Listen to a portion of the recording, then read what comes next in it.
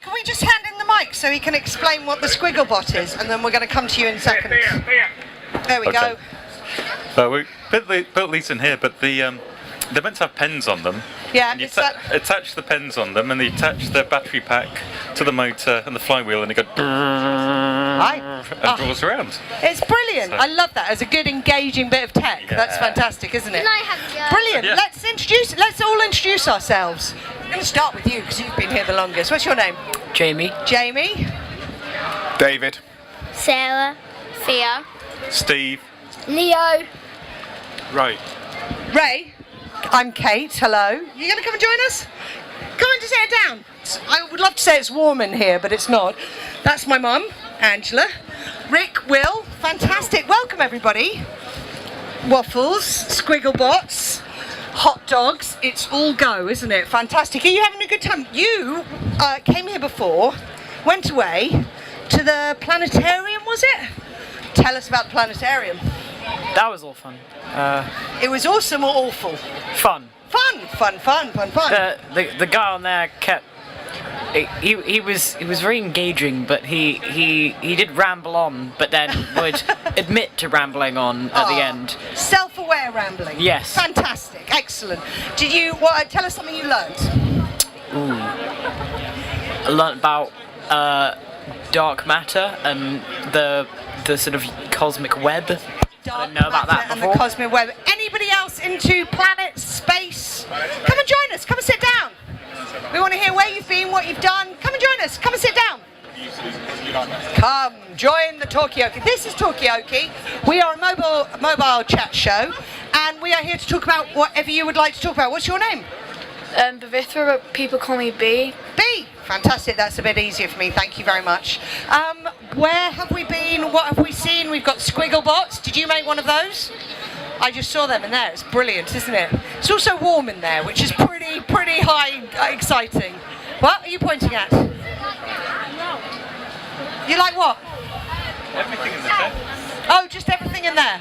There's some amazing stuff. What else did you see in there? There was air hockey robots. Now you have to be a robot. But it's sometimes broke. These robots, it's early days. It is early days. Where have you been? What have you seen? We've seen like the robot things, Yeah. and then we went to, like the micro painting thing. No, tell us about it. We've been stuck here. You've got to tell us what's going on out there in the world. It was like wax, like crayons. Yeah. We just drew an outline, and then you like heated it on some absorbent paper, and then when you So you drew the outline? Yeah. Okay. And then once it's been heated, you just get like so they make like these food colouring with water. Yep. And then you just fill it in and leave it to dry, and it's like you make some art. Okay.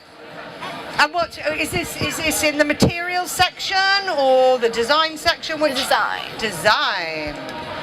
Anything we need to solve here? Because we were talking earlier on about innovation and have we got any big problems we need to design some solutions for? Donald Trump. Donald Trump, we need to definitely design. We need to design either better voting systems or a robot president. A robot president. Are we sure he's not a robot president? Well, I'm sure he's a toddler president, but... A toddler president? Yeah. I've never heard that phrase before. You know how people say a child prodigy is like the mind of an adult in the body of a child? Okay, I think he's the mind of a child in the body of a 70-year-old. I think that might be a little bit insulting to toddlers. Yeah, maybe. It's a hard because one, isn't it? I don't think even a toddler would try to incite nuclear war. It's a pretty extraordinary situation we find ourselves in, isn't it? Yeah, and it's funny because however much we try, come and join us. Grab a chair, sit down. I think I have to go now. Oh, Jamie, that was so I'll be back. brief. What's your final thought? I don't know. Okay, form one and come back and tell us later on. Brilliant. What's your name? Cardigan. Cardigan. Yeah. Nice to meet you. Fantastic. So, what do we want to talk about? This is Talkaoke. You get to choose what we talk about here. Just one thing to say. I think this might be funny and a bit inappropriate, but Trump can mean farts. Trump can mean farts. You are absolutely right. He's called Donald Farts. Yes. Brilliant. Do we all approve of that? Is that an acceptable thing to... Yeah, I'm with you. That's so good. Thank you. I'm going to, every time I hear him speak, I'm going to think that in my head. Okay. Donald Fart. Very good. Anything else? What would we like to discuss? I don't know if that subject has got much more scope to it. Anything you want to talk about? What have you seen out there? What have you learned? How are the waffles? What flavour waffles? Really good. The waffles are really good. Okay, we've got something to say on that matter. Okay. What flavour? Butterscotch. And Oreo. Butterscotch and what? Oreo. An unconventional flavour, but I like it. Whatever Donald Trump gets a spray tan, he must have got it really cheap. I know. Like, he looks like a Cheeto. It's like bad hair and bad makeup. What's going on? He looks like Homer Simpson. I think that might again be an insult to Homer Simpson. It's really difficult, isn't it? I know Donald Trump to be a very frowny person. Frowny? Yeah, like Grumpy? yeah, Grumpy Trump. There we go. It's funny. It's really hard to have a serious conversation about him, isn't it? because he's very funny. Very funny. It's really interesting. Okay, so us who are interested in politics. Hello, what's your name? Rosa. Hello, Rosa. Declan. Hello, Declan. Welcome to the Talkaoke table. We're having a little talk about Donald Trump's bad tan and hair at the moment. It's funny, isn't it? That it's not funny, but it's funny peculiar rather than funny ha-ha. So Donald Trump, that is a possible topic of conversation. Waffles, robotics, feminism, excellent topic. What would you like to say on that subject? Because you've obviously got a little thought in your head. Everyone's always like, oh, you don't need any more feminism in the world. Oh, who are these people? And then people just say about, like the pay gap. Yep. You've heard of, and stuff. Have you? Yes, I have. And pay gap and everything like that. And then also feminism. Do you want to explain the pay gap to everybody else? Like the pay gap is when in some businesses it's like men get paid more. Yep. While women for the same job as well. That's the key bit, for the same job. Yeah. Exactly. They do this exact same thing. Yeah, exactly. Okay, so you have a point on that? Oh, in our company that we've got we found out we had a 22% pay gap. Wow. But it was more that the people doing the same jobs got the same pay whether they were men or women, but the senior jobs were only being given to the men, and that was where it was coming in. It's really interesting, and these recent statistics are a bit confusing, aren't they? Yeah. Because I think what's come out of these recent statistics is that more men are getting the higher paid jobs, and actually on the same job there is now equal pay, pretty much. So it's more about how do we get women recruited up to those higher paid jobs? I think it's just you gotta get better laws, and you know how they didn't make that law, because of pregnant women. Yep. And people, they used to ask illegally as well. They used to ask women, young women, when are you gonna have children and stuff, and that's illegal, right? It is now illegal, Yeah. yes. So because when they get pregnant, you had to pay maternity leave and everything. Yep. And they wouldn't like that, and otherwise they'd just fire them or just not actually Yeah, it's a bit weird, isn't it? It's like pregnancy is just happening to one gender and there aren't men involved in pregnancy. Exactly. I think you guys are a little involved in that, aren't you?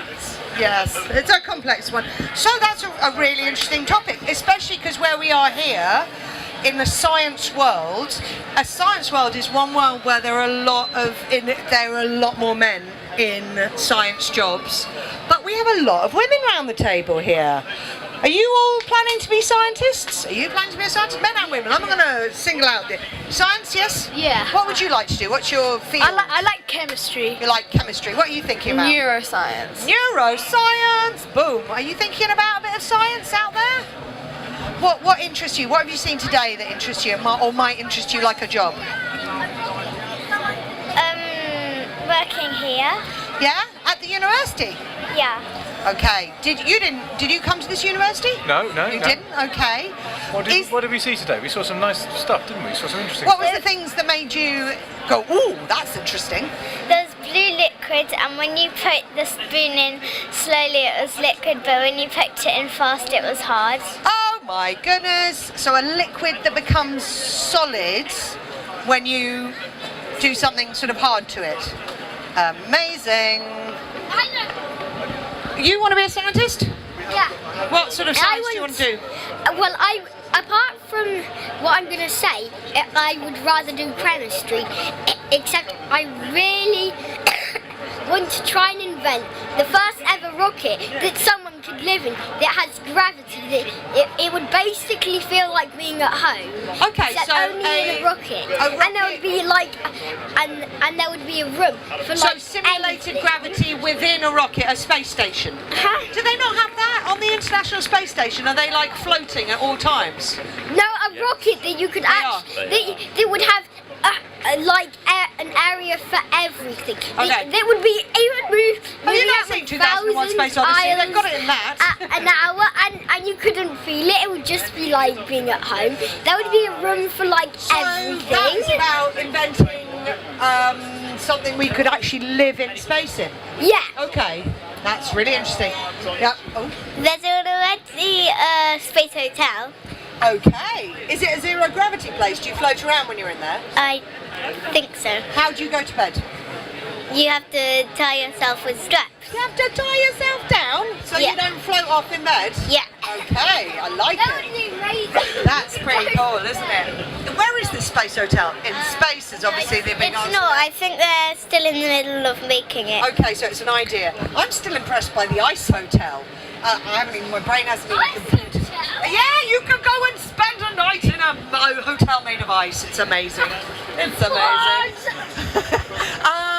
So science. What bit of science are you interested in? I'm not that interested in science. Okay, at school. So what science are you doing at school? Not much. Maths, chemistry, physics, At biology. the moment, I think we're doing inheritance, adaptation, In plants or animals? animals and humans, really. Okay, and adaptation is, what does that mean? That's Like when you adapt to the like when you get used to the environment around you and okay. change So in is that that way. sort of how a species evolves and then changes in order to fit? I think to fit into the environment. Oh, it inheritance adaptation. I like it. It's a good phrase. I'm more of an English person though. That's fine, I'm that's fine. good. And actually what's really interesting is that we've always traditionally divided, you can only be science or arts. You can't be both. And actually it's really important, I think, not to make that division and actually do a little bit of everything. Are you a scientist? No. Well, No. do you love it or hate it at I school? love it. I love it. I came here a long time ago. No, So to the university? Yeah, Ah, and you're an then- alumni. What did you do? What's this? I a did- musician or a coder? A code. I did physics back in the day. Okay. And then got into computers. Computer and now, sciences. Yeah. and That's then- science, isn't it? In a way. A bit more engineering-ish, but Okay. it's. I Yeah. love it. Someone earlier on said, I'm a proper scientist. I do chemistry. Wow. And I said, what's not a proper science? He went, engineering. That's not a proper science. There we go. Actually, I've got another. To bring it back to Donald Trump, I think Donald. You're obsessed! Donald, It's all right, don't worry, a lot of people Donald are. Trump, like I remember Donald as Donald Duck, and Donald Duck. Imagine if it was Donald Duck. That would be so He's like a cartoon funny. character. I can yeah, see what you're saying. Duck as a president. There may even be a cartoon of Donald Duck as president, isn't there, back in the day? I don't know. I don't know. You a scientist? No. No? I love science, it's great. Yeah, did you, at school, we were talking earlier on about which teacher was your most inspiring teacher. You worked at the Science Museum. I did work at the Science Museum. No, that's the coolest job ever. I've great. always loved the Science Museum, and I'm not a scientist at all, but the Science Museum was, what was your job there? I managed exhibitions. I put on exhibitions. Did a James Bond exhibition. Dun, dun, Great. dun. Yeah. Now that's an interface with science. Come and join us, sir. Yeah. Come and sit. Well, behind, I swivel. There is no behind. Look at that. It's the most difficult bit of my job is not getting tangled up in this. So watch that go wrong. What's your name? My name is Tom. Let's introduce all of ourselves and let's get cosy around the table. I'm Cortican. B. B. Rosa. Rosa. Declan. Declan. David. David. We Sarah. haven't heard from you yet, sir. Thea. Steve. Leo. Will. And Rick. Excellent. This is brilliant work. So, you used to organise exhibitions at the Science Museum. Very cool job. Was that what lured you over, that job? What was interesting you when you came over? What did you hear that made you think, aha, I want to talk to those interesting people? Well, I was looking for some street food. Okay. And then I saw this light up console. It's exciting, isn't Everybody it? was crowded around it, Yeah. and it looked like something big was happening. It is big, So I didn't hear isn't anything it? specific. It's very big. So David's been saving up. Are you ready? Give it a few more minutes. Okay, we'll give it a few more minutes. Brilliant. Are you a scientist? No, I work as a science tutor. Okay. What does that mean? So I go into people's houses, and sometimes there's like a teenager in there, and they want to know about some science. Okay, so and teenagers doing GCSEs? yeah, A-levels? and GCSE A levels. Sometimes Okay. they're a bit younger, and they want to put together some circuits or a radio or something. All right, so you kind of try. We were talking about inspirational teachers earlier on. Is that furry? Wow. And so you could be one of them. That would be good. That would That'd be great. That would really. Around this table in 20 years' time, someone goes, I remember Tom. He was my science tutor. He taught me amazing things. He came into my kitchen and told me about photosynthesis. Photosynthesis. Apparently, none of you people mentioned this. They have synthesized photosynthesis for the first time. I hear about this every so often. Yeah. It seems Is a this lot not of. true? I assume it is true. It's like this. But it seems that like a lot of different labs are working on artificial but it's a photosynthesis. massive thing. It's like turning sun's energy into energy, sun into energy. So this is Into tasty sugars. into tasty sugars. Just a big brick of tasty glucose. Oh, there we go. There we go. What do we want to talk about? Have we touched you? I know what you want to talk about. Yeah.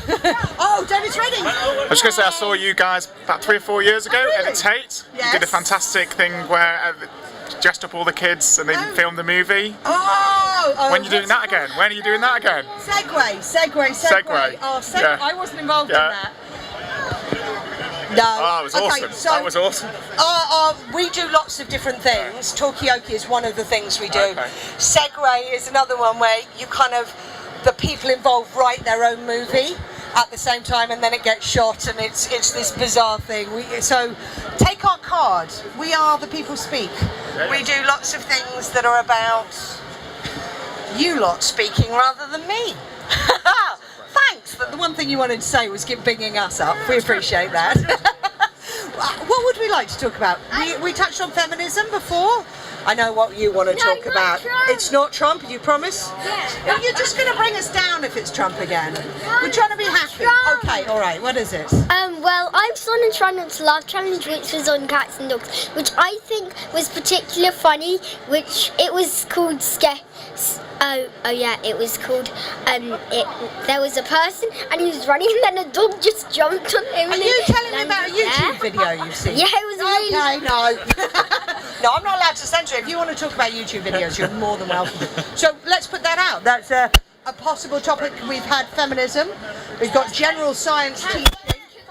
Cats versus. Oh my, that is pretty outrageous. I saw Cat versus Drum. Do you know about this? No. Do you want to explain it? Okay, so basically, Okay, let's explain it. What do you know about this? It's really So mad. basically, cats are scared of cucumbers, and then basically people put cucumbers behind the cats, and sometimes the cats film them. and then when the cat turns around, it starts jumping in the air. It's really bizarre. It's And also- cats reacting really hugely. Thousands of videos. Yeah, thousands of them. Why do you think it is? Because they're not actually scared of cucumbers, are they? What do you think it might be? That it shocks them because there wasn't something behind them before, and there's something But it's like if you put an apple behind a cat, they don't do it, do they? Yeah, imagine if you encased the cat in a prison of cucumbers, and cats were actually scared of cucumbers. Do you think it could be? The Are cat cats would really, actually scared the of cat would cucumbers? be really scared. Do you have an idea what it might be? Maybe it looks like something which It could looks harm like a them or a snake. snake or something. Exactly. I think that's probably it. That way back when cats were in the wild, they knew to be frightened of snakes. And there's something in their brain. Could it be? I'd like to know if other species related to cats, tigers and lions and lynxes, if they react in the same way. That would be very good. I'd like to see a tiger jump 6 feet in the air. Which department here would be dealing with that? Is that Earth Sciences? Should we get in touch with them? Yeah, you know, just cast your rod around in there. It seems they've got everything. Yeah? No, okay, so we need an expert from the Imperial College to do some big cat cucumber research. It is there. That's quite scary. Go to London Zoo and see if we can spot a cucumber. Cucumbers in here. But we know. Then we know. Do you think they've got like a special, like not a metal detector, but for cucumbers? I reckon Yeah. so. Final thought before you go, Rosie. What? Final thought before you go. Something to share with us before you leave. A boy's dad in another class came in and he taught us a bit of science one day. And what did he teach you? He taught us. He showed us a volcano erupting. Wow, okay. I think someone somewhere here is doing volcanoes. Have you come across Set that? off a volcano this afternoon. Did you today? And like, was it a hot volcano? Or was it... No, it wasn't very hot. Okay, good. I was just a bit worried for just general health and safety reasons. Very good. Thank you very much. Final thought before you go? That Slytherin is the best Hogwarts house. I don't think you can drop that bum and leave. Come on. Okay, let's just go around quickly. Do you have an opinion on this? On the houses, I Yeah. mean, I'm not the best informed on this, but I heard that Slytherin is full of villains. Okay. Is it? Yeah. That's all the bad is. Really? Are you pro Slytherin? Why? Because Come here. everyone always says that everyone in Slytherin is like evil, but like Merlin wasn't evil. He was As in Merlin and Arthur? like Okay, explain who Merlin is. like he was like in Harry Potter. He was like he was the first ever wizard. Like Oh, okay, so the Harry Potter. Arthurian Merlin is in Harry Potter. yeah, like it's He was in Slytherin. yes, That's changed. That's so not true. Is that true? it's true. Merlin, like the guy from the King Arthur stories. I think so. Yeah. Just go search that up. Let's check this out. We need some Hogwarts I'm Harry updates Potter here. expert. Are you? Do you know this Merlin? I can't remember. Can't remember. Oh, what? We went on Pottermore and there was some facts about Merlin is in Slytherin. Merlin is in Slytherin. I want to know whether the Merlin you're talking about is the same Merlin who was King Arthur's friend. This is what we need you to go and find out and come back and tell I us. got sorted into Hufflepuff. Oh, did you? Yeah, I'm a Chris Catley. Okay. I might do.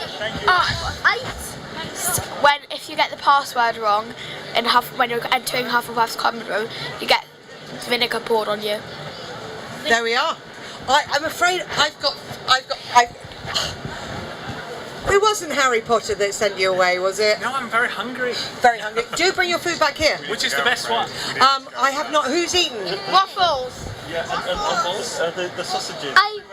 Sausages. Where the Salad's sausages were good from these guys next door. Yeah. Bring your food back here when you're done. On Try Not to Laugh Challenge, I saw another really funny one, which Okay. was, I think it was even more funny than the other one, because it said what I do when I am at home, and with no one, and there was no one there, and the cat did karate at the TV, and the TV just fell right off the settee and did a roly-poly. Excellent. How many views did this get? Loads. Loads. What is your final thoughts? I was just gonna say that also cats scared of balloons is funny because cats' nails are really sharp, and when they touch a balloon, the balloon pops, and sometimes it's water balloons and water goes all over cats. And cats are scared of do water. that to a cat? I don't know. Who would do that to a cat? Not me. Yeah. Those evil cucumbers. There we go. Thank you very much. Are we losing you as well? Oh, there we go. Let's get some more people around the table. Thank you so much. Final thought before you go? This was fun. It is fun, isn't it? It's very good. Well done. I love it. Oh, excellent. Brilliant. Thank you so much. We'll get some more crew down here. Whew. See ya. Bye. That was a mass exodus. It's when you... they sneak. They suddenly all disappear. Yeah, you turn around and the whole. Yeah. Turn around Sorry. and everyone's. Yeah. Oh my god. Here, I'll just put my geriatric rug on. So fantastic. Have you eaten? I just had that sandwich. Yeah, okay. I don't think I need any. No, I don't think I do either. I realise I'm eating more more food at lunchtime than I used to. I don't know if this is just. Okay. I don't know how that's happened. It's weird. Do we do? we can keep going like that. Why not? I just realised that. Yeah, I don't know if that's something that happens.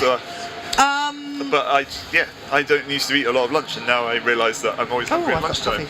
Metabolism-wise, we should front load, like eat the most at breakfast, less next to lunch, and the least in the evening. Yeah, but it doesn't work like that in Also, apparently, British culture. historically, socially, supper, dinner, wherever you come from, used to be at about 5 p.m.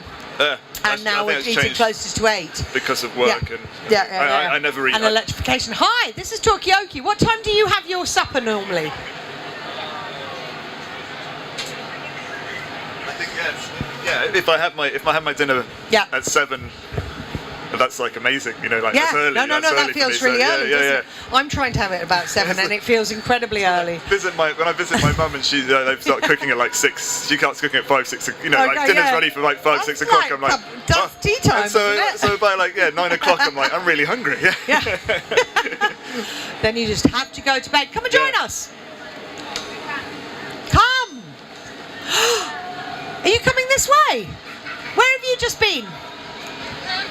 Have you been to see anything interesting? Air pollution. Can you tell us something about it? No. Okay, that's all right. Hi. Come and join us around the Talkaoke table. Tell us what you've seen, what you had for lunch. We've discussed feminism, lady science. I can't think what we've discussed. Oof, there we go. It's been so much actually, and it's been pretty broad, hasn't it? It's good. It's moved across everything. So, Will was saying heckle isn't. Are we heckling anymore or not? Who was saying about heckling? Well, he said he hadn't really used heckle since he'd been doing Talkaoke. Oh yeah, it doesn't work. It doesn't work. So we've started using that. Mikey keeps sort of saying, "Oh yeah, we've got this system called heckle." And I keep saying, "Don't tell people we have that because it doesn't work, and I don't want to try and make it work. It's so flawed, and it requires so much. It's too stressful to deal with." Is it better to redesign it from scratch? Yes. Right. Well, it keeps getting like refixed and updated. Start and again. stuff, There are those really moments. Oh, could you hold that for 2 seconds? But we need like a. Yeah, we need to pay someone for it. Yeah. Okay. I mean, it's a really interesting thing, like on a day like today, to have a look through what we've actually touched on, which is really extraordinary, isn't it? Joel was working on this system, which uses like a theatre program called QLab, which you may have heard of. And that's like a prompting thing. So you can set. Come and join us. Come and have a sit down. I want to hear what you've seen. Have you just arrived? Have you been round already? Been here long. You haven't been here long? No. What have you seen? Do sit down. Just give us a quick update on what you've done. Are you all together? No. No? Fantastic. Excellent work. Let's introduce ourselves. Rick. What's your name? Marco. Lucy. Aiden. Adam. Fantastic. I'm Kate. This is Talkaoke. It is a mobile chat show where we talk about whatever you want to talk about. Obviously, we're at a science fair, so we seem to be talking about science a lot. Have you seen anything interesting that has inspired you, that you want to go back learn more about? So we've done the patient. What's it called? The patienting in cafe. What's it called? What's it about? So it's about getting patients involved in medical trials. Is in the curiosity. Okay. So basically, what do they think about different types of trial? Would you take part in that trial? Okay. If you're not, why not? What are the concerns about it, and get patients' opinions on what trials are going on. Did you go into it sceptical and then so yes, I'll take part at the end, or what did you take away from it? Well, no. So we because we know that because his mum was working there. Oh, okay. But it's very interesting. Were you like fake members of the audience going, I'm not agreeing with patient trials, and then by the end going, patient trials are excellent? No? They were very good. That was really interesting. Some of the questions on why you would or wouldn't take part in a trial. What was the main reason people wouldn't? Well, that's what they want to find out. Right. Okay. So everyone has their own opinion on why you wouldn't. Yeah, and I suppose it depends on the trial as well. Yeah, if they're taking swabs from your, DNA, what are they going to do with that? Yeah, but I don't have a problem with that because it's not going to hurt me. But experimental medicine is a whole different thing. So you're making a big leap of faith there, aren't you? Yeah. Would you take part? Your mum. Everybody believes their mum, don't they? Or do they? I don't know. He always questions me. Oh, that's good. Well, no, it's not good. Don't always question her. It's always good but to it is question. good. It is always good to question. Yes. What have you seen or been inspired by, or when I'm never going to learn about that ever again, or no? Nothing. You've done lots of things. What have you seen, Lucy? What have I seen? I liked seeing him. He was playing with some sort of in the aeronautical Yeah. They had this kind of it looked like a gun that was electrically charged, and you could get tin foil to kind of hover in the air like something sci-fi for me. No. I find it amazing because I'm very old school, and so I see things like that. It's amazing. Brilliant. And he had a go. I've got some lovely pictures in that crowd when we kind of go, oh look! My child is levitating tin foil. Do you remember what the force is called, or the? Do you remember? I'll pass it over to you because you remember these things. I never do. It was. They had different charged particles. It was lots of positively charged particles on the metal and the rod. Is it electromagnetism? No. It's just electrically charged. It was something to do with plasma. There we go. Oh, that sounds sci-fi-ish, doesn't that it? was something to do with that. That was a representation of what it would be like. Anyway, but that was fun, wasn't it? That was good. That sounds great. Where was that? Yeah, it was. In the aeronautics department. I think so. Aeronautics. There is a little walkway up there next to the performance tent. You go over there. Excellent. And there's robotics and aeronautics over there. Do you like the ICS? No. I was thinking about that because you have ologies. Yeah. And then you have ICS. You have physics, aeronautics, and I don't know what the robotics exactly is. There sort of Aerobics man. Yeah. It must be a Greek something or a Latin something, but ologies and X. There we go. I'm an ology, he's an X. There we go. What ology are you? Well, actually, now I say I'm an ology, perhaps I'm not at all. Go on. What ology were you thinking of when you said it? I think I'm more interested in biology rather than the physics. Right, so okay. I'd be more. I think I did slightly better at school in biology than physics. Okay, there we Not go. much. Yeah, they were all just scraping passes. Okay. Are you an ology or an X? I know, it's not even a question, is it? I don't know what I'm saying here. Very good. Oh, welcome. Hello. Should we do a round of names? Yeah, let's do a round. There we go. Will. Jack. Oh, we're losing you. You want to go and play with the plasma gun, don't you? I know. Final thought, Aidan, before you go? Good. Excellent thought. Do come and join us. Come and join us. Sit down. There we go. Oh, well, okay. Or, yes. There we go. We're just chatting here. If you'd like a chat, come and join us. Whatever you want to talk about, that is the wonder that is the Talkaoke table. Just then, we were talking about ologies and X. So you have your biologies and your ology sciences, and then you have your physics, aeronautics, robotics. And I was just wondering about X. I know, X and ologies. Are you a scientist? No. Okay. Are you here out of the spirit of intrigue and inquiry? Yes. What has intrigued you? This very table. This very table. Oh, there we go. That's why you're not. It doesn't matter how much you turn up the volume if it's not plugged in. There we go. We're in. This table? Yes. You are here to. We're an Okie. We're not an ick or an ology. An Okie. An Okie. Yes. An Okie. Really? Are you friends? Yes. Okay. That's one of my very. Hiya, Talkaoke. Come and tell us about your day, your lunch, your dreams. What are your dreams? Ooh, what are my dreams? Short-term goals. Next 20 minutes, what would you like to achieve? I'd like to know something that I didn't know before. Okay, that is a great goal. Oh, I can do that one. Are we going to sort this out in under a minute? So, horticulturalists, Oh, yeah. right? Rick knows where I'm going with this one. Horticulturalists, yeah, they do gardening and plant. You know, they always use the Latin names for plants. Do you know why they use the Latin names? It's because no matter what walk of life you're from, no matter what country you're from, you have the same language when you use Latin. Yep. Therefore, you can hold a conversation without having to have the same skill that someone else has. About plants? About plants. Yeah. How interesting is that? It is true. I am you wanted to learn something new. You didn't say you want to learn something that interested you. Thank you very much. Hello. What's your? Come on. So this is Talkaoke. We are a mobile chat show. We discuss whatever you would like to discuss. We were just discussing the Linnaean naming system, which is a universal Greek and Latin based on. There we go. But let's get some names. Go on, sit down. You can do it. It's all right. You can always leave. There's no chains attached. Right, yeah, very good. Your name? Evan. Evan. Hello. Hugo. Hugo. Al. Tom. Jack. Will. Rick.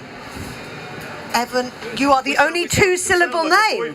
Yeah, you do. Oh, he's Hugo. Oh, Hugo, we've got two-syllable names. Everybody else is short and sharp. Oh, but he said Al. He's Al. He's trying to fit Yeah. Do you sing the bass part? I'm Kate. Welcome to Talkaoke.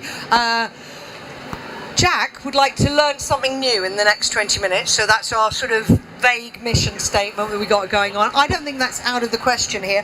What are you doing here at the festival? Is it curiosity? Do you work here? Yeah, we're You work here. Playing music. You're playing music. You're in the band. You are like, when you said we look like a boy band, you are a boy band, aren't you? Technically, we are a boy band. Okay. Are you a band Technically. with only boys in it? Yeah, technically. Do you sit on stools? We get. When we change key at the end, we get off the stalls and Oh, go well to the done. front. Okay, very good. Yes, there we go. The only other, obviously, very important part of a boy band is the power grab for the, I hope that's part of your routine. Okay, how's it going? When's your next gig? In half an hour. Over in the kids' tent. Okay. Yeah. After the bubble guy. Oh, that's a hard act to follow, isn't it? Oh my God! After the bubble guy, is he like amazing? Well, it's the bubbles are impressive, but he was doing it to James Bond music, and it made it. The kids were enjoying that, and then when we went in, they saw the banjo come out, and half of them left the tent immediately. So, people have strong reactions to banjos. It's a very, very difficult instrument to tune, amongst other things. Who's the banjo player? Oh wow. This is why the collar's up, the hat's down. So Okay. Al's he's recently learned how to yodel. Yodeling banjo player. Yeah, he's really good. Hey, I If like you it. ask him politely. Come and join us. Come and sit down. Okay, wait. Very good. Okay, so was there a good reaction to your performance before? How'd it go? Yeah, the kids loved it. Are you like a Cayley band? Are we saying if we got banjos No, going on? it's 1920s traditional jazz band. Oh so my goodness me! Tom plays an amazing instrument called the sousaphone, which is a New Orleans marching bass. We got Very big, aren't they? we got the Ridiculously banjo. large. Evan plays the trumpet, Okay, and I play the clarinet. So it's, amazing, fantastic. yeah. Okay, I won't do too many facts, but my friend of mine plays banjo, and he's recently discovered he's allergic to nickel. So he's actually allergic to his banjo, which is a pretty traumatic thing to discover. Most people are allergic to the A old little band. bit allergic to banjo. But, so what have I got to do? Sorry. No, you've got to do nothing. It's just when someone starts speaking, I lean in. Oh, okay. Al unfortunately had a little mishap with the banjo recently because he left it in the back of his car. Yep. And he came back to the car and unfortunately had found the back window was broken and somebody had left another banjo in the back. Oh! It's the old ones are the best. Eh? Fantastic. Very good. Have you learned more about banjos banjos than you particularly ever wished you would? Yes, Any I banjo have. questions for Al? There are so many to choose from. So my first question about banjos is. It doesn't have to be about banjos. We don't have to. It should be though. It should. I mean, this is. Join us. Isn't this Banjo-oke? Isn't this what I come to talk about? No, it can be whatever we want it to be. The fact that you have a question about banjos is already, you can see he's already looking upset. It's like, what question could there possibly be? Yeah. Why? Well, that was going to be my question. A banjos, you know how you get like sort of very cheap instruments and very expensive instruments? Yeah. What is it? Quite an expensive instrument to get into, to learn? 'Cause it's quite a specialist. You self-taught. Like, how'd you go about learning that?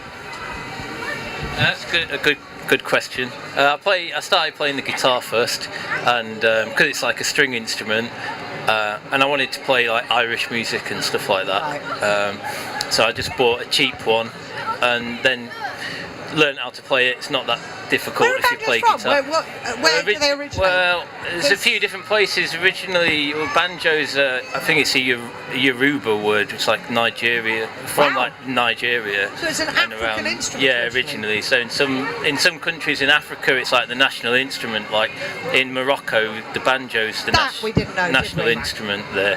Everyone plays one, and there's something called. But it must be very different to that sort of heavy banjo that we think of from sort of bluegrass. So that the banjo as we know it today, you had like the African American marching bands in the Yankee states, because they were also enlisted to fight against the Confederates, and they were in marching bands. So some people played the snare, some people play like the big boom boom, this big drum. Some people have cymbals like that, and the snare kind of got incorporated into this like African style instrument that they weren't allowed to bring over to America, and it just served the same purpose, and the snare drum became the body. Percussive before, rather exactly, than melodic. Yeah, exactly. And all them instruments from the marching band eventually became one instrument, which is the drum kit. Because you've got the snare, you got the cymbal, eventually it all becomes this one thing, and this, and they can do all this kind of thing. Do you know what I want to see? Do you remember those one-man like marching bands you'd see rocking down? You don't see that anymore, do you? Do you know what? Everyone like, oh, they're annoying, but like that would be so good to see one. Evolve themselves out of existence. If you join us in the performance tent in under half an hour, you will see a one-man band, but with fine support. With 4 people. I remember I went to York once, and there was one of those guys, and he had a dog, and he had this thing where he kind of kicked it, and the dog went woo, and it like howled. I don't know if that's like animal cruelty or anything, but the dog, yeah, probably. Kicking a dog generally. Yeah. Okay, moving on. Brilliant. Impressive though. If only YouTube had been around at the time, eh? Yeah, I would have. Come and join us. Come and sit down. We're talking about the demise of the one-man band. Yeah. Yeah, it was their cymbals between the knees, eh? Yeah, exactly. That's a good question though. If YouTube was around 50 years ago, what would have gone viral? Like, do you know what I mean? Oh, yeah. Very good question. As in a 1920s band, you must take yourself into that zone at some point. I live in the zone, as you can see from the glasses and the moustache. What would have been? Are you viral? More like a virus than. I'm not sure. We need to know that. We were worried about the superbugs earlier on, and there's a superbugs exhibition, and we wondered whether there was some sort of decontamination zone between that and the food court. You used to get like on variety shows like people smoking like 500 cigarettes and stuff like that. The good old days, eh? Yeah, exactly. Yeah. That was a trick, was it? Like a good old-fashioned like freak show, like that kind of vibe. So that would have gone viral, yes. Yeah. Okay, yeah. Like contortion. Well, they still have that, don't they? Like there are contortionist things, like yes, that, yeah. they are. That's but you won't. thing. There'd probably be like dancing elephants and stuff but they don't do that. Kicking dogs, probably. Yeah, kicking dogs. Yeah. Dancing. I think know on YouTube, like if you have something like guys that can do mad stuff or they're born with things, they kind of talk about the medical side and they go from much more rather empathetic. than just laughing at Yeah, whereas back then it was just like, oh, look at him, he's got a massive mouth. the freak show stuff. There was an actual part of. I just have this image of like somebody doing like a compilation video of people falling off like penny farthing bikes and stuff. You know what I mean? Like, would that be that equivalent back then? Would they still have the same interest if that platform was there? People falling over. It's a standard thing, isn't it? Do you know what I mean? Since time immemorial. Yeah, like Okay, so are we going back to Neolithic YouTube? What would have gone viral then? Yeah. Like, Themselves.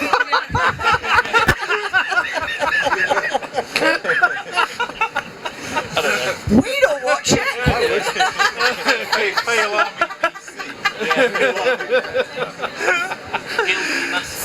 Oh, yes. Man impaled on mammoth tusk. Oh, how we love the cave. Yeah, there we go. Oh, yeah. Hit my cave. We actually need to go and warm up for our next performance. Tune that banjo. It takes forever, doesn't it? Yeah, I know. Especially when you got bad rubbish. But we're on Mariah Carey levels of diviness. Are and you? We were told that our backstage would have rose petals and like only one colour of 2 colours of M&Ms. Okay. So they should have finished that, preparing that for us by Which now. are so. your 2 colours of choice? Green. Green. Yeah, definitely the green ones. Yeah, green and green. Green and green. Okay, excellent. Would you like to just plug the band and the Oh, the band is called the Palace Avenue Dixieland Band. And Catchy. And you can find us on social media everywhere. Okay. And the walls of caves everywhere. Yes. And you are playing where and when? We are in the breather zone. In the breathing zone. In the breathing together zone. I don't know where we are. We're here somewhere, aren't we? Oh no, we're here. We're between the bar and the superbugs. So we're in Princess Gardens. Yeah. It makes you sound really hot, doesn't it? I know. It's great, isn't it? Well, this is. Yeah, I want to interview. Do you know what I want with me? Also, I want a horn section. Can I be really? I want my own. So when I walk into a room, oh my god, can I be it's really, so good. Yeah. Can I be really cheeky and ask for it to hold it? Is that too much? Okay. So Alex is he's really good at yodeling. I wanted to do it. For him. Oh my goodness. Okay, this is generally pretty illegal, but we're yodel. Yeah, go. Yeah, well, I got a feeling called the blue. Oh Lord, since the baby said goodbye. Well, do huddle doo doo. All I do is say, oh Lord, A highly illegal bit of singing at the Talkaoke table. Otherwise it's karaoke, isn't it? Hey, excellent. Sorry, Palace Avenue Dixieland Band in the breathing zone. I know, watch me, eh? Brilliant. Thank you so much. See ya. Come back in your next break. Hey, it's Jamie. Hi. Where have you been? At the slow-mo place, the super slow-mo place. The super slow-mo place. What does that mean? Well, they just took a high-speed camera and just shot some stuff in slow-mo. We've missed you. Come back, you two. They made some salt do stuff. They blew up water balloons, and one of them soaked someone. That's slow. It's a booking plate. You have to book it. Oh. You could book it for tomorrow. Oh. Yeah, come and join us. Come, sit down. Do interview TV. Slow-mo film. It's a high-speed. So it's high-speed camera. Yep. And they just there was a thing where they had this clear plastic box right next to the camera. They had someone holding a water balloon. Yep. And they had a different person who had a lighter, and they had to light the water balloon, and the water balloon would just blow up and fall. Yeah. So how many frames per second were they shooting? They were doing anywhere from 2,000 to 2,500 frames a second. Wow, that's a lot, isn't it? This camera here is probably doing like 30 or 40 frames. Yeah. Was there a pretty bright light for it? Come join us. Oh, okay. Yeah. Come, sit down. Tell us wonderful things that you've seen. What's your name? My name is Ananya. And tell me a wonderful thing that you've seen here today. Or an interesting, or curious, or weird, whatever. I've seen a volcano erupting. Oh! And I saw... So I had to inject water through it. Yeah. To make the volcano explode. Oh, fine, thanks. So I had to inject fluid to it to make the volcano explode.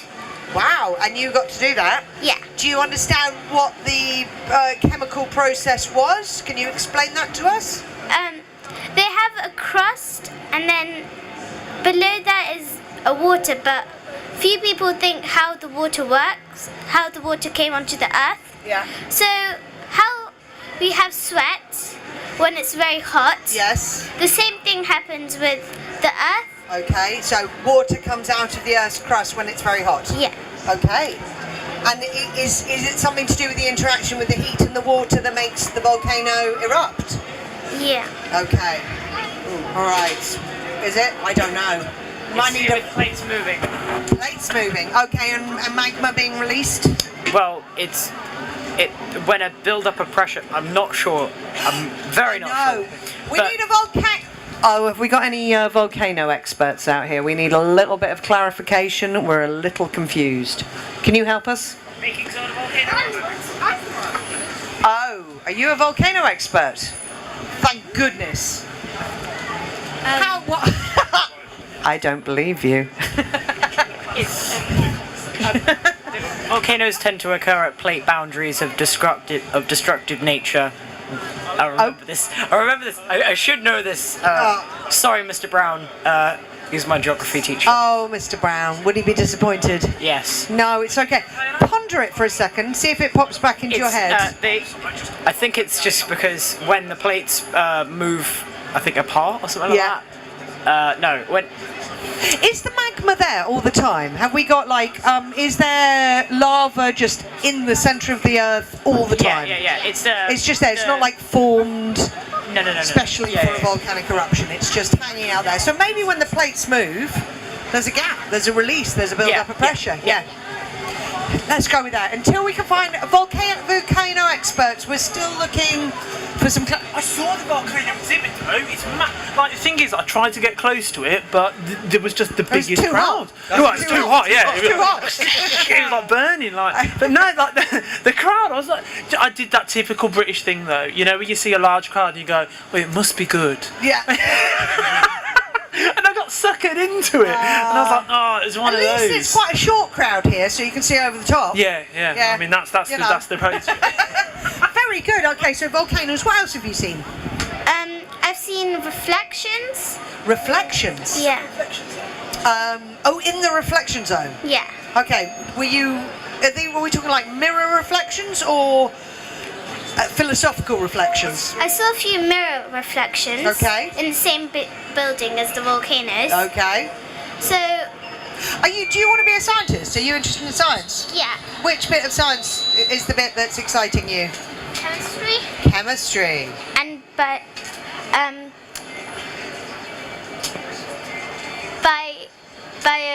bio. Where could that go? Bioengineering? Biochemistry. Biochemistry. Yeah. What is the definition?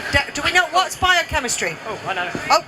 When it's to do with the chemistry of chemistry of living things. The chemistry of living things. So come and join us. Come and sit down. Especially if you're a volcano expert. She's trying to find someone to explain volcanoes to her. There we go. No, it's fine. And all sorts of things. So biochemistry is the chemistry of living things. Yeah. Okay. Hi. Oh, round here. Jack just said he was on a volcano literally the other day. Where? I was on a volcano on Friday. Where? In Lanzarote in the Canary Islands, which is a is collection of volcanoes. Are they live still? No longer. There are bits that are still a little bit bubbly. Okay. With lava and stuff. But haven't erupted for a while. For a very long time. Okay. So I think we were fairly safe to be there, which I didn't have to wear my protective suit. I was on a volcano in Italy, which is the most active volcano in Europe. Why? Are you okay? It's a lovely resort. When was the last volcano? What was the last volcano that went off? Iceland, wasn't it? In Europe? No, just in general. There was that one near the end of the last year where there was the big sort of news story about them evacuating like a week early. Okay. Was that like a false alarm thing? Where are we? What country are we in? I forgot. Okay, recent volcanic eruptions. Anybody help us out here? Iceland, that's been a big one. They're pretty active, aren't they? Japan is pretty active most of the time. We're in America, isn't Italy? Hawaii, Italy. The most active in the UK, in Europe is Italy. Stromboli and Etna are always doing their thing. Was it disaster last year? I can't remember. Wasn't that an earthquake? Oh, look at us. When was the last Our natural memories are disaster? short, aren't they? Come and sit down, everybody. We need your help here. We need the collective. Do you know what this is? It's like live Google. We don't look things up. We ask each other information and we find out from each other. It's often wrong, but who cares? So's Google. Fantastic. So we need to know the most recent volcanic eruption in the world. If we can find that out. Oh, look at you going to your phone. Oh. You're saying where? Philippines. The Philippines. Come and sit down. Go on, you can do it. Come on. Yay. Very good. Let's get a full table here. Go on. Couple more chairs. Come on. You can do it. Yes. There we go. There we go. Okay, let's get some names. Well done, everybody. Look at this. Hi. What's your name? Naomi. Oh my God. I know. It's fun, isn't it? It gives you importance and gravitas. People believe what you say when you speak into a microphone. It's very dangerous. I'm Lan. Hello, Lan. Michael. Hi. Clemmy. Annabelle. Dhanush. Hello. You already know my name. Why are They you don't asking me? know. I'm Jamie. There's new people here. I'm going around this way so I don't get tangled. Ananya. Ananya. Eden. Hello. Hi. Hi, what's your name? Anonymous. Oh, okay. Interesting. Is there some... We'll keep going. Will? Jack. That's Rick. I'm Kate. Is there a reason why you don't want to impart your name? Are you going to say something particularly contentious or dangerous? I'm the Reaper. You're the Reaper. The Reaper, there we go.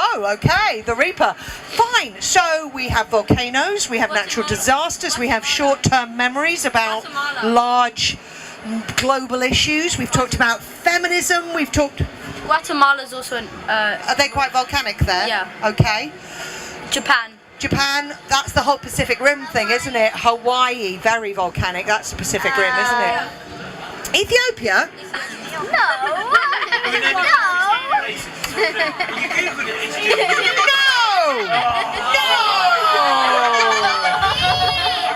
Get him off. The death of the pub quiz, the smartphone. So we could talk about volcanoes. We could talk about what does anybody want to talk about? This is the point about Talkaoke. We can talk about whatever you want. Parents, that's possible. Do you all want? Okay. I have one thing I need to say. Okay, I've discovered from a few friends and also from talking to my dad that parents are starting to use the buzzword snowflake. You ever heard of that? So, you have? Okay. Yeah. So, I know it's scary, isn't it? What? You have to explain it. So, elucidate. So, I don't really know how to explain this. Could you clarify things here? Let's have a go over here. Jamie, we'll have a quick see if we can... Everyone is a special snowflake. You're always special. Oh, okay. Yeah. You're all unique. Yeah, you're unique and... Okay, so it's a way of encouraging your child, or what's... No. It's basically MRA and neo-reactionary way to say... What's MRA? Basically people who are just... No, what's MRA? Anti-feminists, basically. What does it stand for, MRA? I don't know. Okay. Anybody know? No? Okay. Basically, people who, I don't know, aren't very nice, use the word... Basically, when people say horrible, racist or sexist things, and people call them out for it, they say, oh, you're just being a... you're just being a little snowflake. I don't understand. Do you understand? So, yeah, I believe it's a term to describe somebody that becomes what others more stereotypically an older generation would perceive as political correctness gone mad. So they say that anybody that takes offence to something, especially the younger generation, usually, you know, whether that's Generation X or, you know, whatever, millennials, yeah, they say that if you take offence to it, you're just a little snowflake. Oh, because you're so delicate and you can't handle it. That's the theory behind it. Okay, so it's a reaction to people talking about things that may be offensive, like racism or sexism. Yeah. And if you take offence from things, okay, interesting. Anybody got an opinion on that? I've never heard this term before. Has anybody heard this term before? No, I've not. Look at us. Well, yeah, they're saying that if you take an offence, if you take offence at something, you're just being too lightweight. You can't handle it. Well, I don't know. Come and see. Yeah, no, interesting. Do we want to talk about this? Do we want to talk? So I think it's interesting to talk about the distinction between being a snowflake and taking offence, and speaking up for what's right. Yes. What's happening here is that taking offence to something is being equated to talking about what's right, when in fact they should be two separate things. Taking offence you should still be able to talk about what's right. No, absolutely. You should still feel that you can talk about what's right, without fear of being called a wimp. No, and there's that interesting thing like people who don't want to talk about race in case they're called racist, or people who don't want to talk about sexism in case they're called sexist. And actually those are really important topics, and we shouldn't be too precious or fearful about talking about them. Anyone want to take this and run with it? We can talk about, you wanted video games, that's a possibility there. What else? Let's So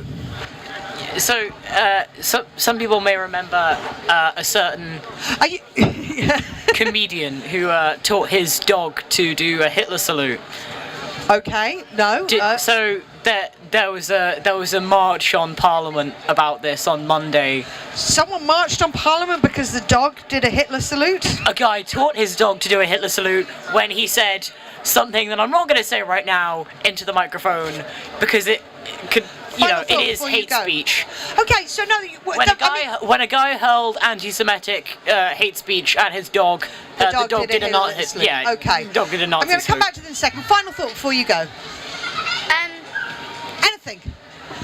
Where are you going? I'm going back to a place, I think, for curious chemists. Curious chemists, excellent. The thing that people don't understand about free speech is the reason that free speech is a right is for criticising things, not to deflect criticism. Okay. You can't just say something horrible, and when people criticise it, and say you can't say it, you can't say, oh, you're just trying to take away my free speech. No, that's interesting, isn't it? Because okay.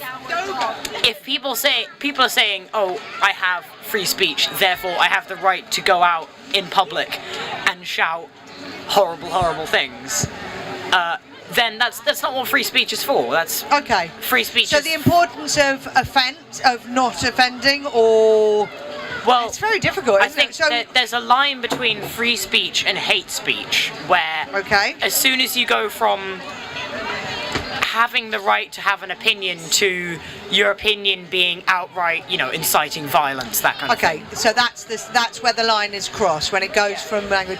You guys were talking about free speech before, weren't you? Yeah. What were the conclusions drawn? Well, somebody brought that up, and I think the reason that one was used because the guy was found guilty of anti-Semitic sort of meanings behind it. Right. And it was the question behind, should he have done it, should he not have done it? And I think what it came down to, the conversation earlier, was it's all down to interpretation. There should be limitations on what we say. Obviously, inciting hate speech, inciting riots is wrong, but the way in which we go about deciding who decides what is classified as hate speech, that's where the conversation should be targeted at.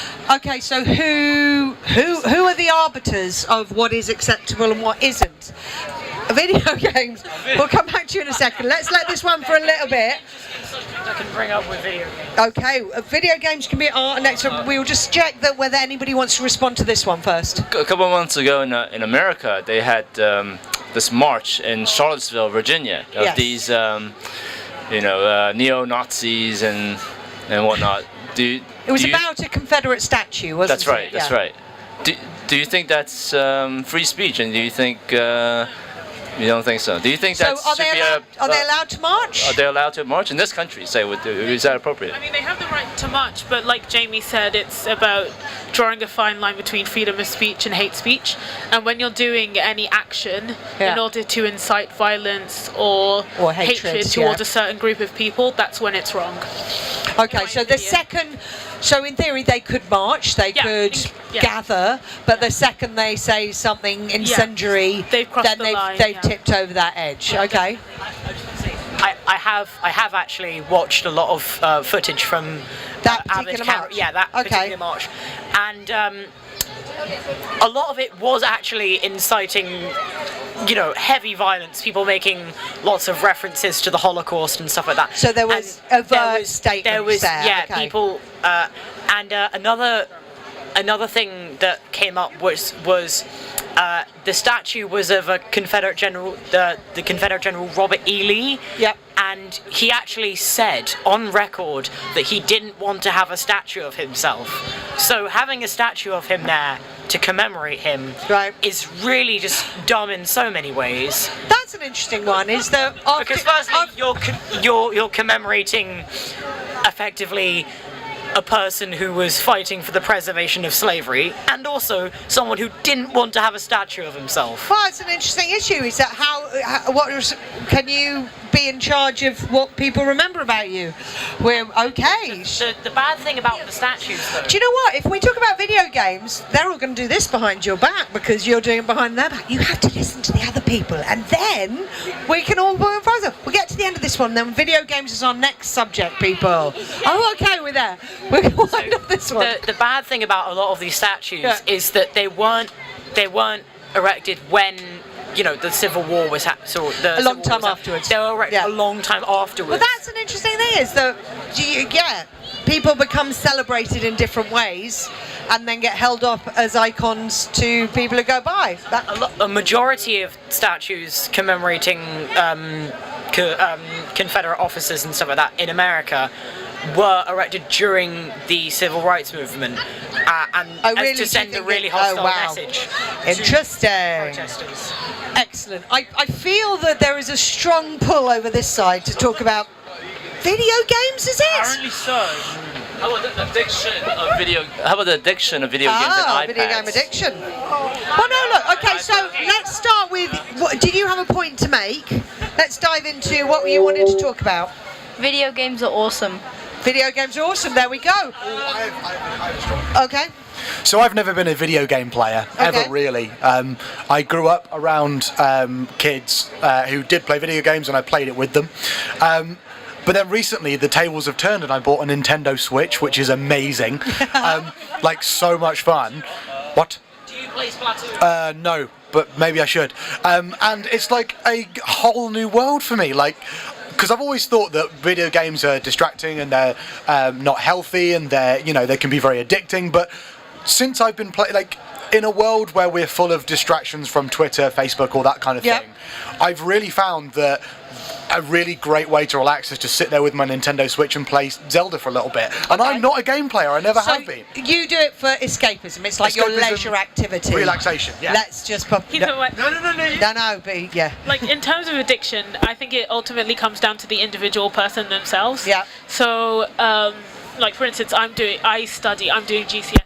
Yeah. So if I take all of my time playing video games instead of doing my GCSEs, revising, that's where the problem is. But instead, if I'm working hard and at the same time winding down and kind of getting away from the real world, and then kind of going into the video game thing, so then it's a good. It's so an as escape. a sort of leisure release escapism thing, Yeah. if it's all encompassing your whole life, then a thing.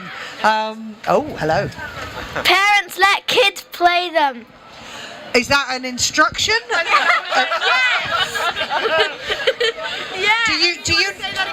Do you not like her playing them? What's your thing on it? You hate it. I am not. I think everything in moderation. Everything in moderation. Okay. So you don't mind a little bit. Okay. Which is what Naomi was saying here. Naomi, right? Cool. Yeah. Okay, so everything in moderation. Who else got you? One of the things that Hello. One of the things that tends to come up when people talk about video games is, does violence in video games cause violence in real life? Okay. Let me just put this out there to other people. Does violence in video games cause... Should we just have a little... No, we'll just have a little go around. Do you think violence in video games causes violence in real life? Just a yes or no. We'll just get a quick run of everybody else. Well, I don't think violence in video games really affects the kids, because I think it's just really a kid's fantasy, because they know they're not going to become the violent. So you don't think it does? You don't think there's any relationship at all? Okay.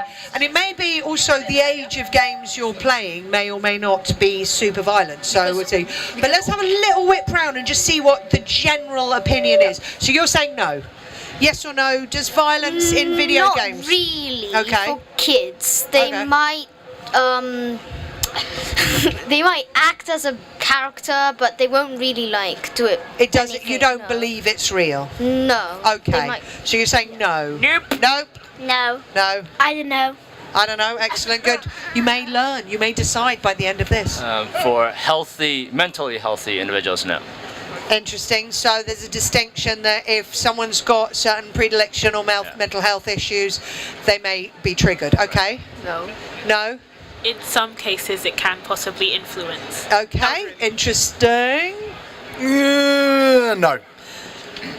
No, but without education, yes. Okay. It is also, the age of games you guys are probably playing aren't probably super violent. Because, there's, 18 plus games that... I personally play a lot of FPS games. What's FPS stand for? First person shooter. Okay. Which is a lot of Have they got age limits on them? Well, yeah, but I mean, I still play them with friends, and I play it more as a social activity. Okay. Like people would play, let's say, like people would play airsoft. What's airsoft? BB guns, effectively. Okay. Like people would use those. They're not using it like they're being, training to go in the army or something. They're using it as a sport. It's more of a sport rather than... But do you think if you play with a gun, an actual gun that fires an actual thing towards a target, does that make you less, slightly sort of softened to the idea of guns as a weapon? If you play with a real gun, then you're more softened to the idea of real guns being less dangerous. But if you play with BB guns are, I find that, I had a BB gun for a while. They fire little plastic pellets. Okay. But they actually discouraged me from ever thinking about using a real gun, because when I fired the BB gun, I thought, wow, this is just a fraction of the power. So it actually freaked you out a little bit? It actually did freak me out slightly.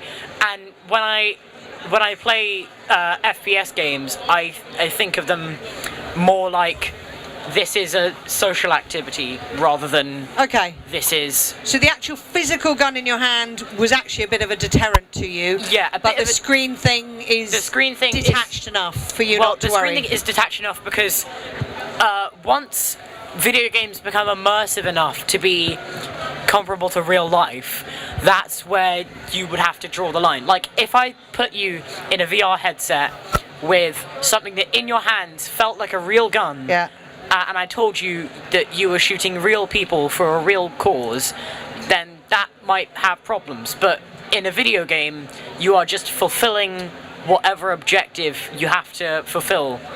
And you think that it feels fantastical enough It feels fantastical enough, and if you play it with friends, like personally, I find that I only really play video games if my friends are playing them. Okay. So I will go on like an online game with my friends on it. So it's a social activity. And I'll have like a Skype call or a Discord call. Right. Yeah. I think the major danger isn't around the content of the games. I think what it is there's been loads of talk about tech today, and I think the thing that's sort of overarched it is that the younger generation is a lot more apt with technology than the older generation. You've got 10-year-olds that are coding games now, and I think the major issue is that you have children that are more well adversed in technology than parents or carers or guardians. So that's intimidating to the adults. Yeah, and can bypass security that maybe would elude parents, which puts them in more danger. Get out of my bank account! Yeah, But do you know what I mean? Like, that means they're more accessible to things online, and maybe things that, when I was a kid, for example, Yeah, come and tell us. Turned off by these guys. Well, come and sit down.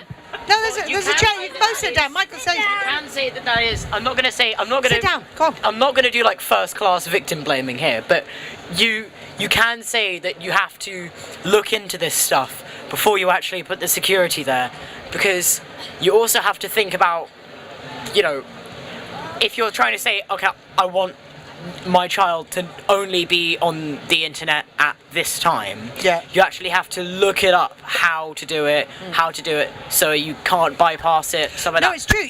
Sadly, you need to learn that level of information. My dad has, you know, he's very well versed in computers. It's basically his job. So, you know, the security around the internet at home is quite tight. Okay. And do you want his number?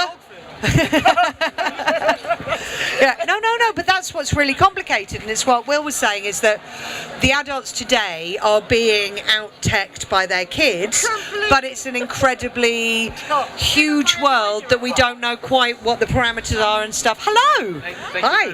Thank you. Final thought before you go? I am worried about addiction to iPhones. Not for children, so much adults as well. No, it is with adults as well. It is an interesting thing when all of your information comes through a screen. It's very complex working out what those boundaries and barriers are. It is thing. Are you off? Video games are amazing. Okay. Are you off? Yeah. Final thought? Whoever out there don't play Fortnite, play it. Okay. Some parents tell their kids to learn, but they have to learn about technology. No, that's very true. Very good. Yes, of course. So obviously it's very difficult. You're going to go now, but it's very, very difficult for. It's very easy for kids to turn around to parents and say, you need to learn about technology. But really what needs to happen is that the technology companies need to make it a lot easier and a lot more accessible for parents. Yes. Because it's very easy for someone who's grown up with technology, and I'm included with this, to just say that technology is easy. But for someone who maybe hasn't grown up with the technology that we've grown up with, it's very, very difficult to tell that person to turn around and learn about technology. No, so it's on the technology companies to do this. Yes, absolutely. Would you like to respond? I just want to say, when my mum looks at a computer, it crashes. That is a harsh word. That's a really hard word. It's all right. It doesn't go anywhere. It's fine. It's all good. Right, we have some new faces at the table. Welcome. We've got some spaces. Come and join us. Come and join us. Come and join us. We need a pan-generational panel. Come on. You too. This is not because we're talking about. Bring your chair right up. Come up to the front. Come on. The chair's here. Come and join us. There we go. Hello. Lots of lovely new faces. Come and sit down. Bring your chair up. Fantastic. Let's say hello. Hello, I'm Jack. Rachel. Is that your name? Dane. Dane? Dane Lucasen. Kemi. Alex. Jamie. Soriana. Tanya. Lola. Andy. Georgie. Judith. Naomi. I'm Kate. Hello and welcome to Talkaoke. Quite into the. Nice. Should we turn it up a little bit? Let's do that again.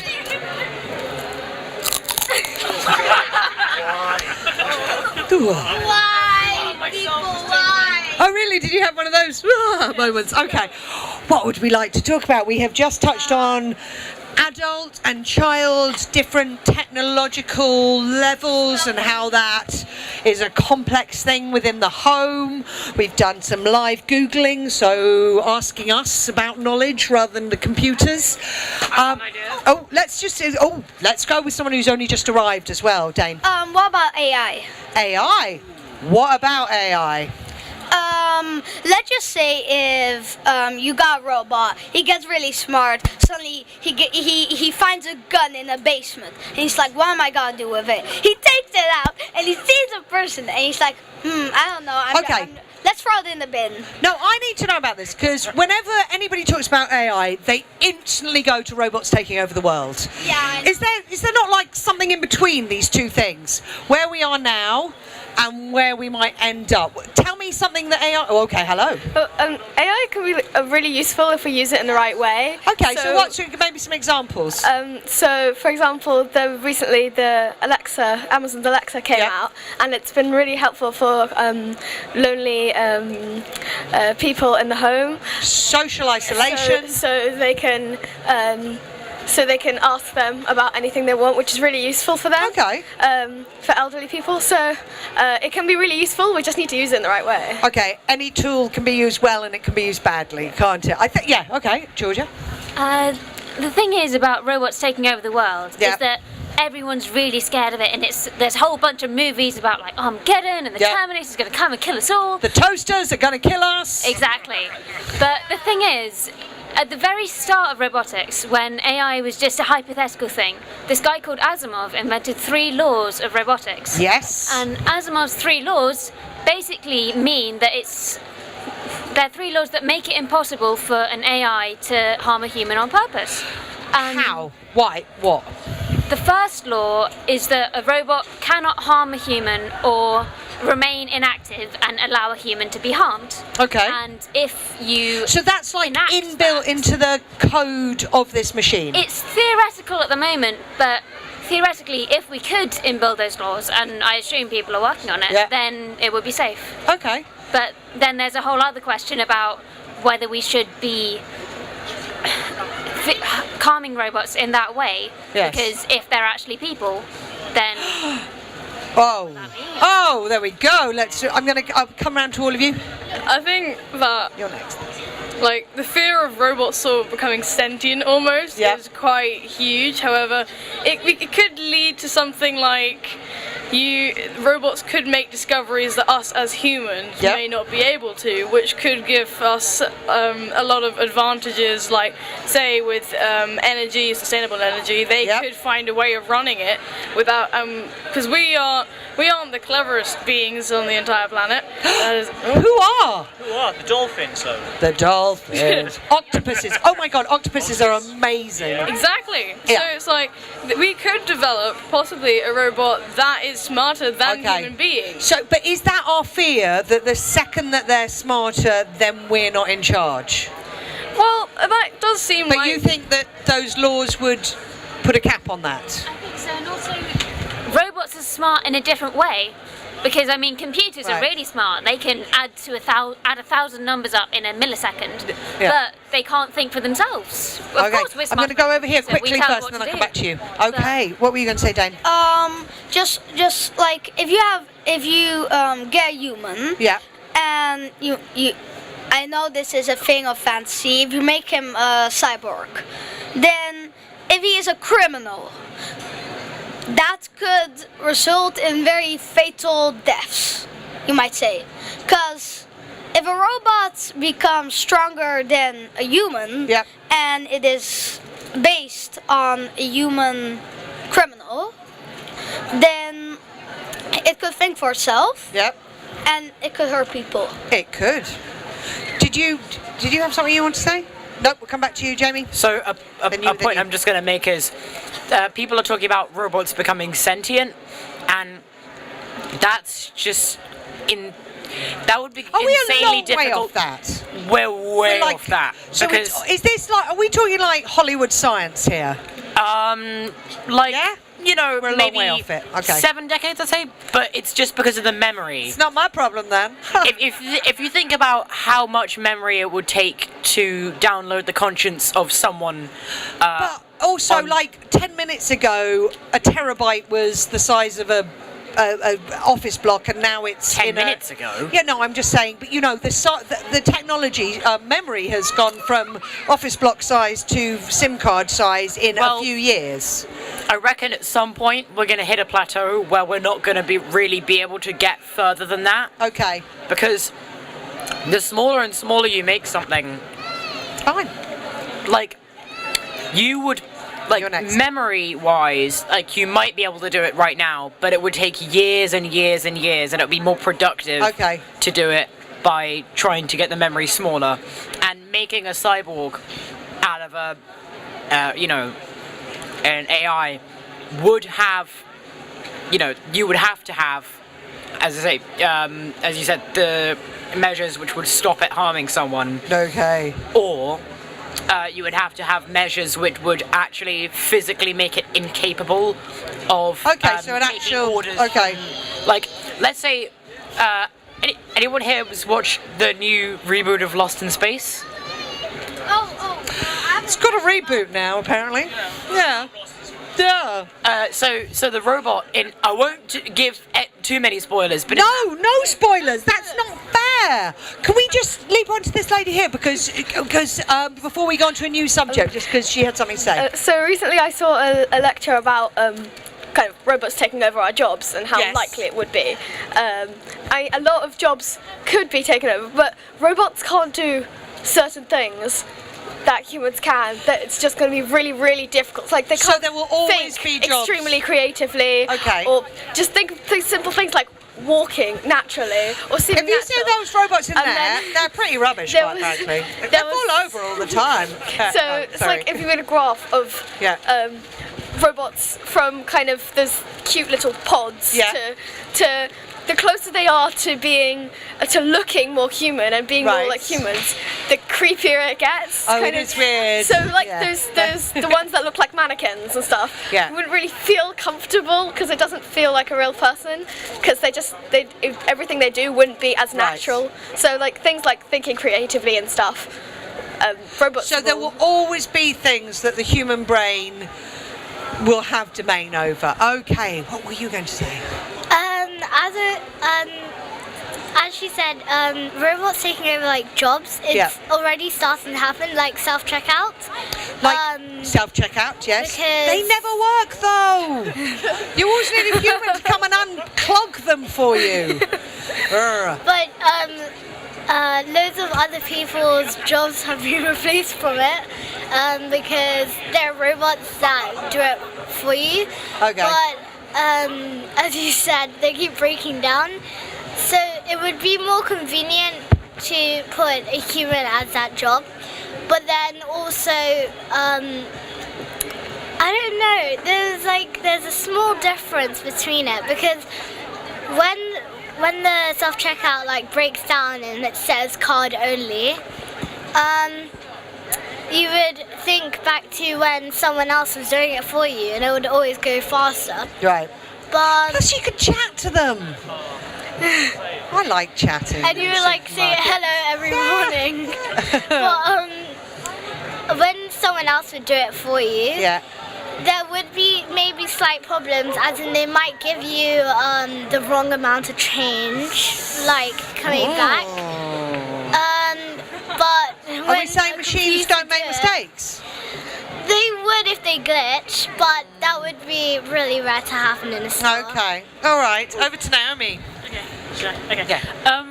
This is kind of in response to someone, but I don't remember who said it, about like the risk of robots. So I think governments or companies developing robots would have to take really safe care of security. Okay. So especially with cyber terrorism becoming very prevalent nowadays, things like security. So like hacking into a robot and then changing the system so a robot doesn't have to follow the 3 laws in which you've described or something like that. because in theory, even if that's programmed in, it could be overridden, couldn't it? So yeah, I think definitely security would be one of the most important things that developers would have to keep So an eye it's out. about technology with responsibility. Yeah, exactly. That's the thing though, but technology is changing really fast. Yeah. And in building those safeguards and that responsibility is massive, and it's not necessarily governments, sometimes private companies doing it. It's really, it's a big question. I wanted to respond to Jamie's point about the storage size. Yep. So there's something of a sort of guess in computing, which has been pretty well proven that every 10 years, the amount of space that it takes to store a gigabyte, say, of information halves. Yeah. And that has happened consistently over the past few decades and is predicted to happen consistently. Yeah. And but do we think, you were saying you thought it would get to a point where that just, it would plateau. Do you think? I disagree. There was something I was reading about people trying to store actual computer data in DNA, which you can't really get smaller than that. So you think it's plateau? You disagree? I disagree because we've got this quantum computing going on now, which means that a whole other dimension of storage can happen. Come on. And I'm not going to get into quantum computing. Okay, all right. I'm not either. There's going to be a whole bunch of new technologies coming out that we don't know what will happen. The word that's popping into my brain is graphene because there we go, Will. I think ultimately the argument that technology is getting smaller and smaller and smaller and smaller, that is true, and I agree with you, but ultimately at the end of the day, every adult human and every child has one of these in their pockets now, and everything is connected, right? So if I want if I want to store anything, it's going to be stored in the cloud rather than on my phone, and because so it's connectivity, collective storage rather than individual storage. Precisely, and because of connectivity, it's so quick. Right. I don't need to have any storage in my pocket because it's all going to be out in the cloud, which then obviously raises a number of different questions as well. Apparently, in 1959, the president of IBM predicted, because of the size of the computers in 1959, he predicted that there would be 6 computers in the world. Because they were that big. There we go. So that's changed a little bit. You have to go, Jamie. Final thought before you go. I'm going to fold your crisp packet up very small. I don't trust. Like personally, I don't trust the unhackability of things. Like you can't make something and then say, well, it'll just be safe as long as no one breaks into it. Yeah, there's trust. Yeah, that does not. You can hack any car as long as you try hard enough. I watched a documentary where 2 hackers cut a guy's engine on the freeway. Oh, what? He was driving and they hacked him from a distance? And from a different city, they cut his engine on the freeway. Oh.